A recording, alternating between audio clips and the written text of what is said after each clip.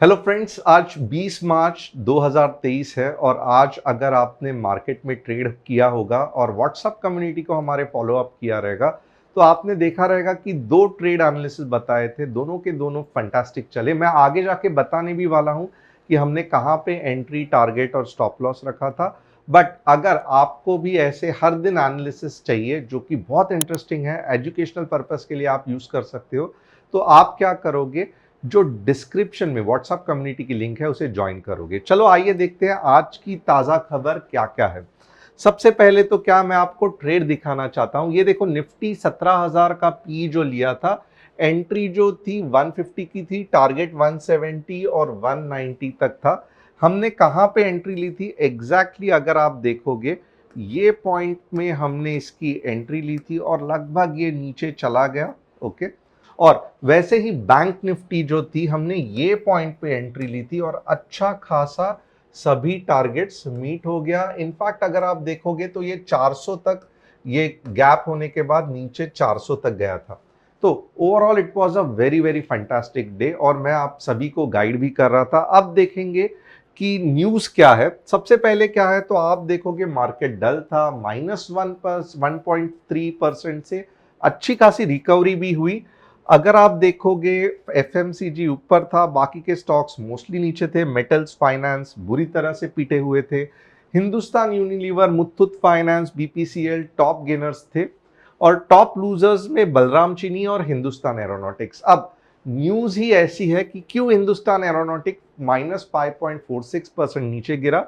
तो very simple, क्योंकि ये जो एएलएच ध्रुव है जिसका एक्सीडेंट हो गया, ओके, और हिंदुस्तान एरोनॉटिक्स ने क्या किया, halted till time investigators find the reason for incidents and precautionary checks are carried out. तो डेफिनेटली जो एक्सीडेंट हुआ वो सही नहीं हुआ और उसका जो प्रोडक्शन है, अगर आप देखोगे, वो हॉल्ट किया गया है और they are working closely with customer to ensure that fleet is fully operational. तो थोड़ा सा टाइम लगेगा, बट नेवरलेस ये कुछ बड़ा इवेंट नहीं है।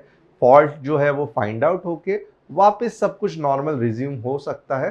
तो यहाँ पे मैं कहना चाहता हूँ कि एक अच्छी अपॉर्चुनिटी है। जिन्होंने पहले हिंदुस्तान एरोनॉटिक्स के मींस बाय करना मिस किया था, अब जैसे ही ये और नीचे गिरेगा, आप थोड़ा थोड़ा इसको एक्यूमुलेट कर सकते हो। मुथूट फाइनेंस ने और रेस किया है बॉन्ड्स, तो डेफिनेटली बिजनेस को फायदा होगा। इसके लिए मुथूट फाइनेंस ऊपर जा रहा है। बीपीसीएल के अगर आप देखेंगे तो कृष्ण कुमार गोपालन ये न्यू चेयरमैन है and definitely that was a fantastic news. इसके लिए बीपीसीएल ऊपर चला गया। अब क्रेडिट स्यूजी करके जो बैंक है, ओके, हमें पता है आने गए कुछ दिनों से प्रॉब्लम चल रहा था, इस पे हमने एक वीडियो भी बनाया था। अब यूबीएस है जो क्रेडिट स्यूजी को बाय करना चाहती है। $3.25 बिलियन का डील है। मार्केट कैपिटलाइजेशन यूबीएस का 56.7 बिलियन है और क्रेडिट स्यूजी का 8.5 बिलियन है। And overall I think it's a very good deal, यानी कि क्रेडिट स्यूजी को और लॉस होने से बचा सकती है। मैनेजमेंट चेंज होगा तो, या फिर एक अच्छा मैनेजमेंट का सुपरविजन होगा, तो डेफिनेटली आने वाले दिनों में क्रेडिट स्यूजी का रिवर्सल होने के चांसेस अच्छे खासे है। हम इसे और आगे ट्रैक करेंगे आने वाले दिनों में कि ये कैसा होगा। बट एक मेजर बैंक बड़ा बैंक्रप्सी होने से बच गई, ऐसे हमें लग रहा है। सेकंड क्या है, तो जयंती चौहान, अब चीज जयंती चौहान, ये ब्रिस्लरी का जो अभी टाटा कंज्यूमर ने तो बाय आउट फेल हो गया, but she is now going to means अभी जयंती चौहान जो है, she is going to head this unit और ये अब बिजनेस को आगे बढ़ाने वाली है। Okay, she is daughter of Ramesh Chauhan. तो एक ये अच्छी न्यूज है। आगे देखेंगे, New York community bank signature bank को बाय करने वाली है। सिग्नेचर बैंक ने गलत सलत क्रिप्टो करेंसी खरीद के लॉस कर दिया है और अब ये अपनी असेट्स बेच रही है। तो एक अच्छी न्यूज है कि न्यूयॉर्क कम्युनिटी बैंक अगर इसको ले लेगी तो जो बड़ा मेजर बैंक्रप्सी का इशू है वो सॉल्व हो सकता है। अदानी जी क्या कर रहे हैं, तो रीफाइनेंस कर रहे हैं 1.15 billion foreign bonds via private placements.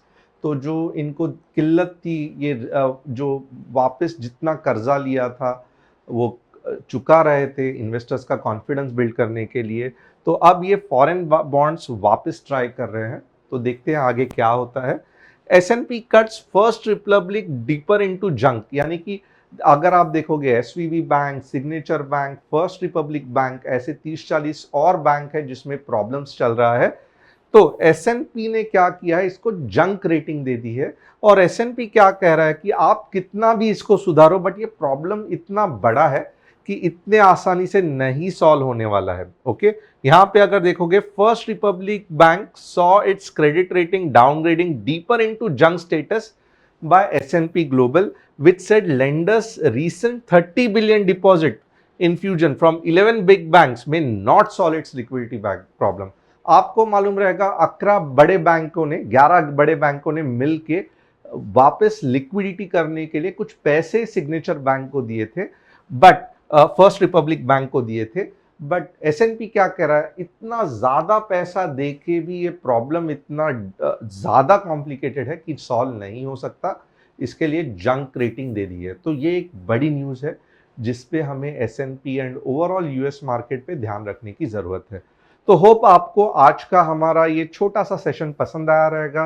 वापस मैं कहूँगा चैनल को सब्सक्राइब करना, बेल बटन को हिट करना। अगर आपको आज जैसे ही एनालिसिस चाहिए, कल फिन निफ्टी की एक्सपायरी है, तो डेफिनेटली हमें ज्वाइन करना, लिंक डिस्क्रिप्शन में दी हुई है।